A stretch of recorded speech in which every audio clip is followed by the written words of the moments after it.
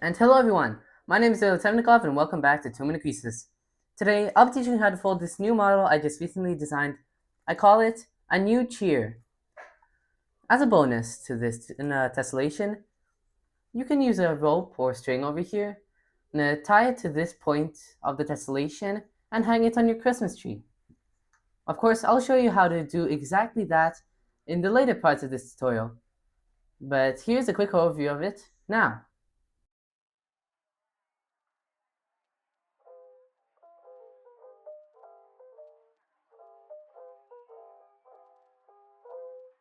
So, with that out of the way, get ready to crease.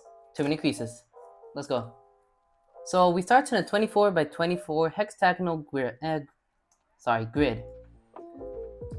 First step, you want to turn over your paper to the back of it. So if your front is colored, then turn to the color that will be on the back of the model, aka over here. For me, that's going to be orange, and the front is going to be green. So firstly, we want to make a closed hexagon twist, but not a normal one. This time is going to be 2 grid spaces wide. Here's what that means. So of course, as usual, here's going to be a mountain fold in the very center of the paper. But instead of going one up and being pleated, we take 2 grid spaces over here and pleat them upwards. Do the same on each side. And try not to let the others unfold. I'll just do some fold manipulation here instead of actually folding it, because this can be a bit tricky. You can follow what I'm doing on screen.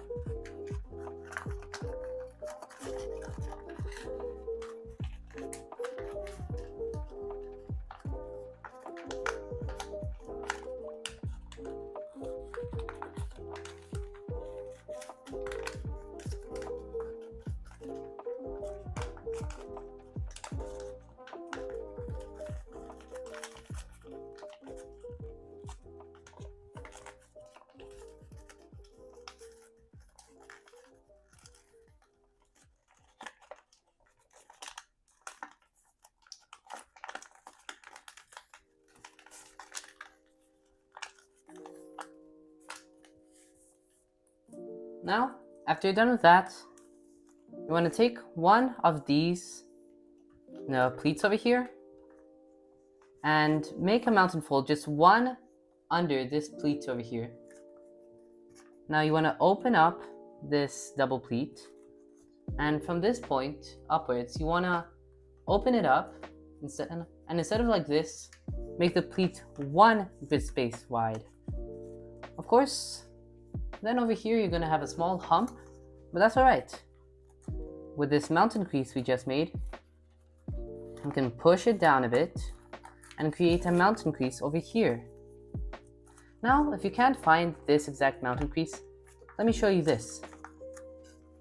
They intersect over at this point, but this one single grid space is going to become a valley fold, and then these two over here are going to be mountain folds.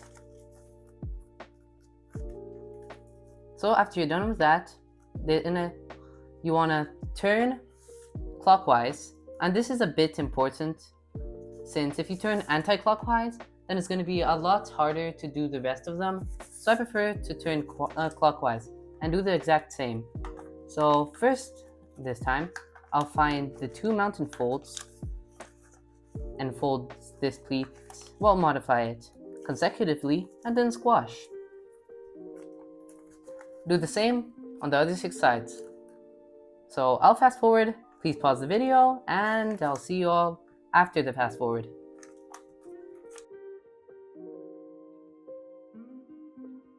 Okay, so now I am on the 6th one, and this one is a bit trickier than the others because, as I said, if we go this way, then it's going to be very difficult to do, well, all 5 sides, but in this situation we only have one. So what I recommend doing is, of course, take this part, just fold it normally, but then open up this pleat over here, make this pleat over that pleat, and then repleat this. After that, you can calmly squash, and well done, you're done with the star. Because if you look back at the front now, a star. Just like on our Christmas trees. Anyway, next step is, you want to unfold both of these pleats over here, but not completely to unfold these two.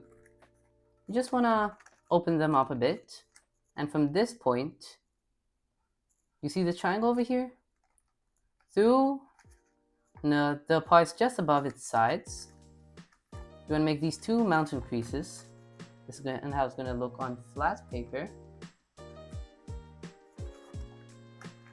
And when you do this, you also want to, well, I'll just turn around my paper, make these 2 creases going down from these 2 points, pleat them outwards, and then place this on your table. With your fingers, just poke this part in gently, in and down, and then you're gonna have to make 2 folds at the same time inside of here, but after you squash, see on this other side, we have this, and after we do this, it's gonna become this nice pattern over here. As you can see, I really prefer this pattern to the one on top. Well, in different situations, kind of. Difficult to explain, I don't know. I like both sides. Anyway, after you're done with this, sorry for my stammer, I'll show you one more time. Make these 2 mountain folds. Crease on these 2 existing mountain folds on the grid. Press this down to the table. And gently squash. You can take your time. Correct what's wrong. And now, before I fast forward, I need to show you something. If you open up over here, you shouldn't open up, but I will. You can see that this can be called a triangle twist, with one side being converted into a valley fold instead of a mountain fold. That's a small tip on how you know whether or not you did this small part correctly or not. And now, I'll fast forward. Please pause the video and do the other 4 sides.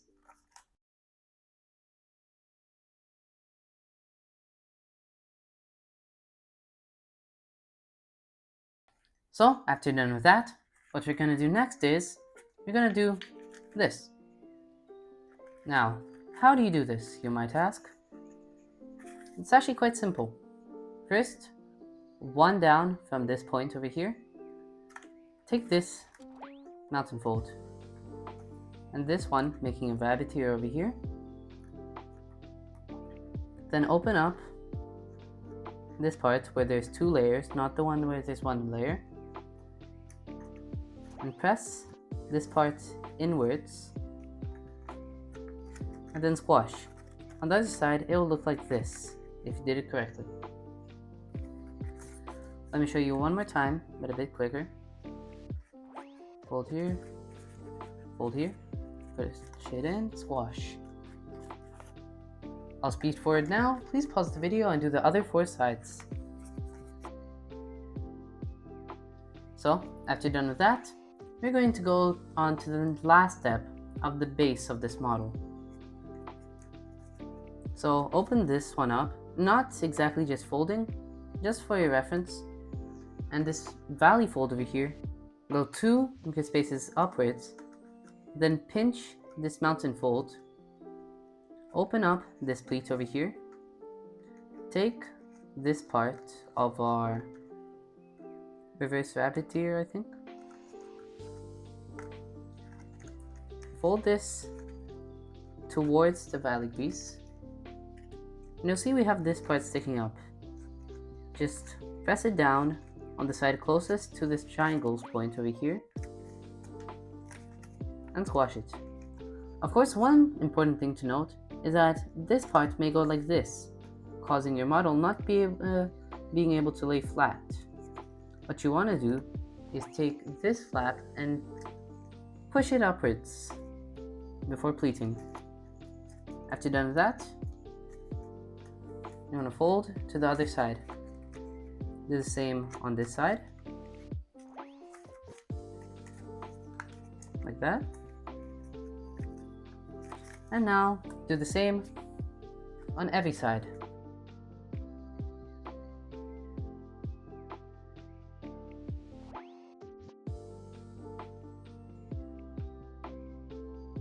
So after you're done with that, you're done with the model, but only the base of the model.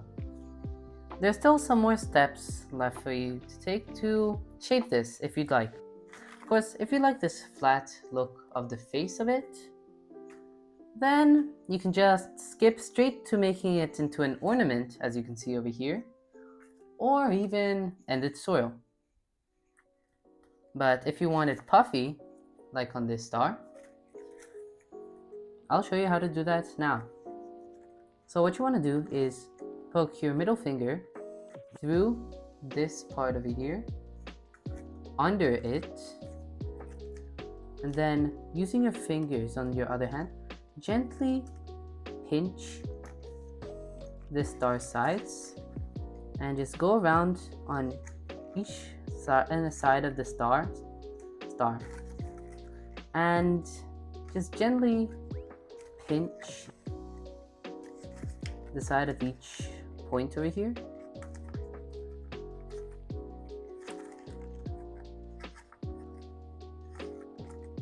I'm just going to break through some layers to do that. Of course, try not to go too overboard. And of course, just be patient, go around on every and each single side, making it as perfect as you want it to be. And then after you're done with that, well, congratulations, you're done with the entire model. Now, how do I turn it into an ornament? So, I can tell you how to do that on a 32 by 32 and of course 24 by 24 grid. On a 24 by 24, it's simple. Poke a hole through this point over here, or any point, it doesn't really matter. Then using a string or a very small rope, poke it through the hole and tie it to the back over here. It's preferable to put the knot right behind the ornament itself so that it's not really visible. Over here, you want to place it in the middle of this triangle, if you can see over here.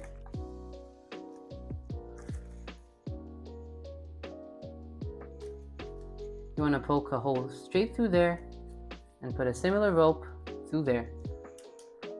Of course, if you're still a child watching this tutorial, then before you do this, you have to ask for a parent to do this instead of you, because I'm not sure if this is exactly safe for children to use needles and other materials to poke a hole through the paper.